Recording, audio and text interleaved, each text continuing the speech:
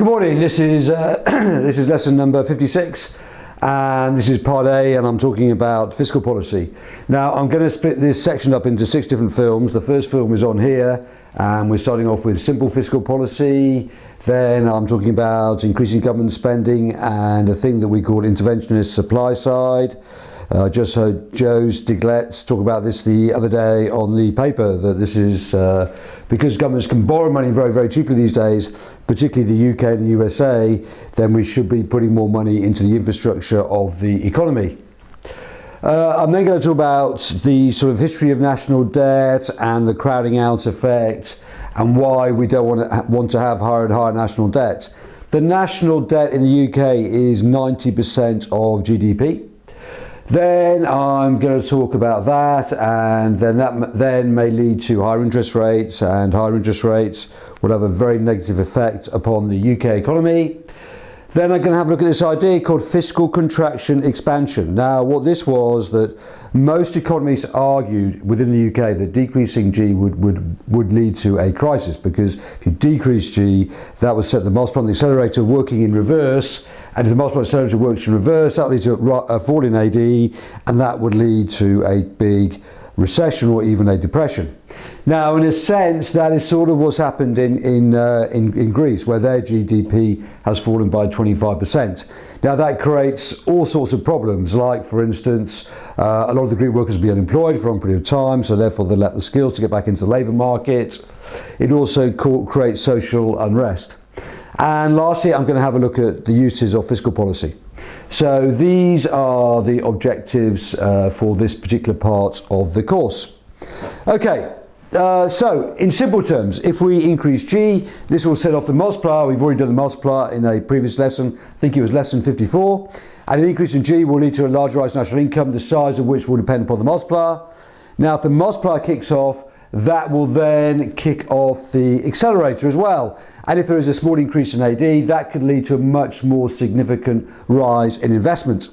So therefore we then look at this model as per usual, and if we're down here somewhere where there is a very large negative output gap, here it goes all the way from here to here to here.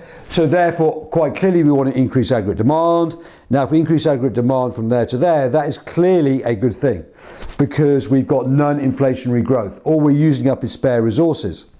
And in fact, Keynes's big argument, if you can remember going back to the Keynesian video, was that once you get a rise in national income, you're going to get more taxation revenue back. And with that more taxation revenue, you can then pay off the initial amount of money that you borrowed. Okay. Now, clearly, though, when you get up to here, increasing AD would be pretty stupid, because the economy is already at full capacity. Therefore, that will then lead to demand pull inflation. So that is a simple reason about why we should increase G. Decreasing income tax. And down here, we've got the famous Laffer Curve, which actually, believe it or not, is not really on the AQA syllabus, although students are always talking about it, and to be quite honest, it always comes up. So this was an AS question that appeared, I think, in 2013, is a decrease in income tax a really good way of stimulating the UK economy when there is a slight fear of a recession? Well, of course it is, because if you've got a negative output gap, you do want to increase demand. Okay. So, but this one here shows fiscal policy as demand side and also supply side.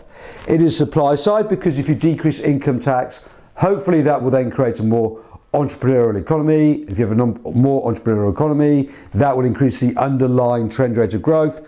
So therefore it will shift out the AS curve. Okay. At the same time, if you increase AD, that will lead to the multiplier accelerator. And then, of course, we zoom over here. Sorry, this pen is almost running out. And we have this situation in here. I'm now going to chuck that pen in the bin and pick up another pen. So here, then we talk about the multiplier and the accelerator. That then leads to an increase in AD, and we're going to get non-inflationary growth. And of course, if that works, that's a really good method of stimulating the economy. On top of that, of course, we may have the Laffer curve. Now, there's a lot of talk at the moment in Europe and in the UK. We don't want a high tax economy because a high tax economy stops entrepreneurial activity. So Laffer came up with a sort of quite a simple theory here. He put it on the back of a napkin, and he said this: if you reduce tax, in the long run, you will get more money back. And the reason why this is because if you reduce tax, then there will be more firms that are willing to invest. You're going to attract more foreign direct investments, say into the UK. So if you reduce the level of taxation, then eventually you're going to get a higher level of taxation revenue, which is a pretty good, cool idea. Now, actually, I think this works pretty well with the corporation tax. And if you know about corporation tax is now 21%. The Conservative government has said they're going to continue to reduce corporation tax with the idea that we're going to be the most friendly government in the whole of Europe for business. And this was part of their plan for growth, which was also part of another video. So if on here, we basically reduced corporation tax from roughly 30%, and it's now fallen to 21% over a period of 5 or 6 years. And hopefully they will now get more money back from reducing that corporation tax. It's not only the fact they may get more money back from the extra revenue that they will create, but also they may get more revenue back because with corporation tax, those firms will employ more people, and then they obviously pay income tax.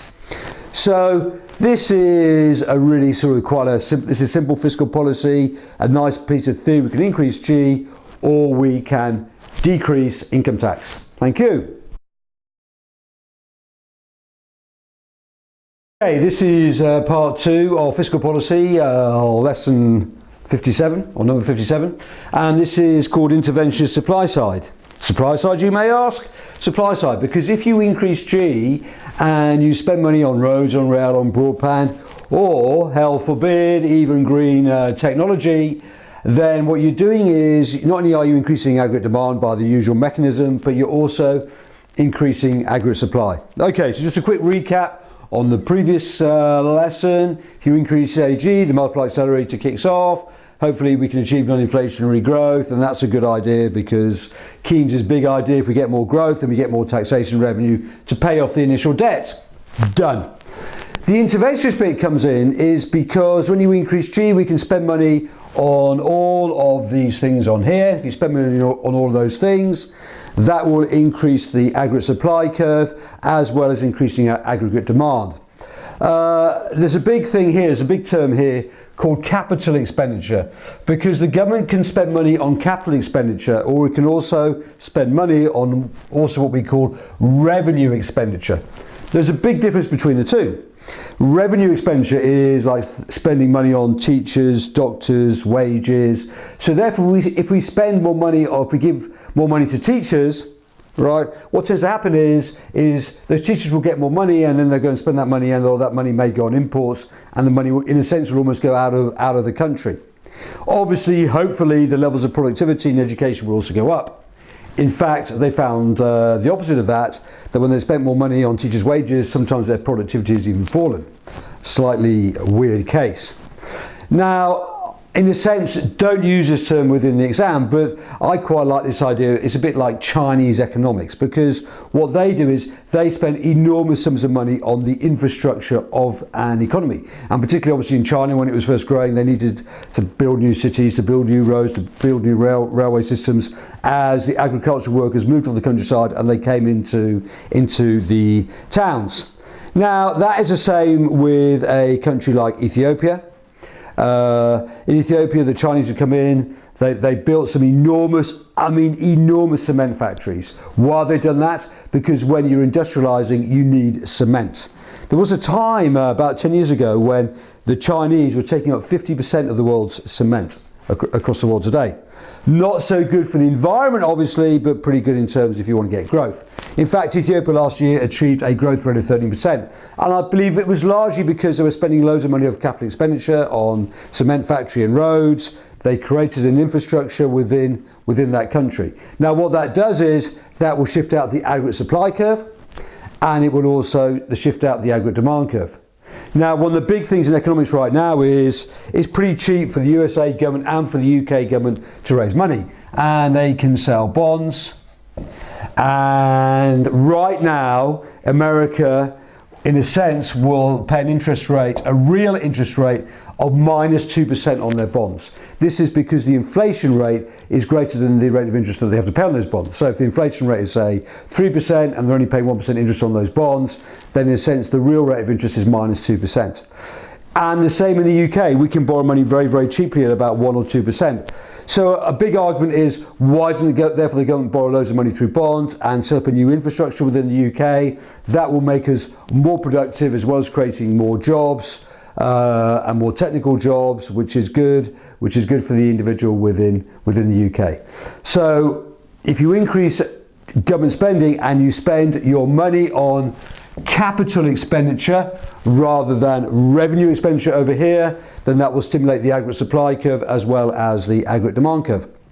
Thank you very much.